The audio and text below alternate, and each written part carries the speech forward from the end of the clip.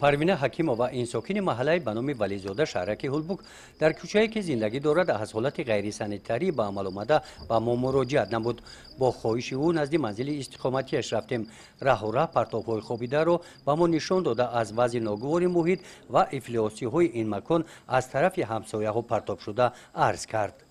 مصر میپرتوین شاو میشود مصرشون میارن عروبه قطعی میپرتوین ایبورا خوب کده نمیشود گودکم کسل شده میگوی نه پرتوین مصر میگم ما در کجا پرتویم ما جای مصر پرتویی نداریم مقصد ما ای او اگرات او میتیم ما ای پسوده میشویم میارن مصر در درن ها میپرتوین در پشت خونه ما میپرتوین ایبورا بیزار شدیم یگان چی نداره. در ملاقات گروه کاری مقامات اجرایی حاکمیت دولتی ناحیه واسه به استقبال ارزنده از جشن 35 سالگی استقلال دولتی تاجیکستان در این محله با اشتراک نمایندگان جماعت شهرک، شعبه کاربازانان و عائله، نمایندگان کمیته اجرایی حزب خلقی دموکراتی در سمت کشانیدن پرتاب‌ها ساکنان از وضع ناخوب خدمت رسانی اداره خواجگی منزل کمونالی شهرک ابراز نگرانی بیان کردند.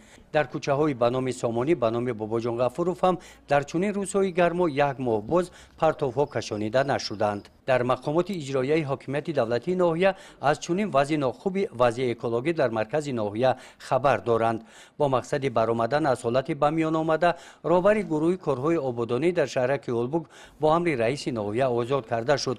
با رهبر دستگاه رئیس ناحیه در سمت کارهای آبادانی در شهرک هولبوک رهبر نوتعیین گروه کاری در همبستگی با شعبه حفظ محیط زیست کارهای آبادانی از نو وسعت تازه پیدا نموده روزهای استراحتی در شهرک برای تازگی محل ساکنان کارمندان تشکیلات و مؤسسه‌ها و حشر عمومی برآمدند.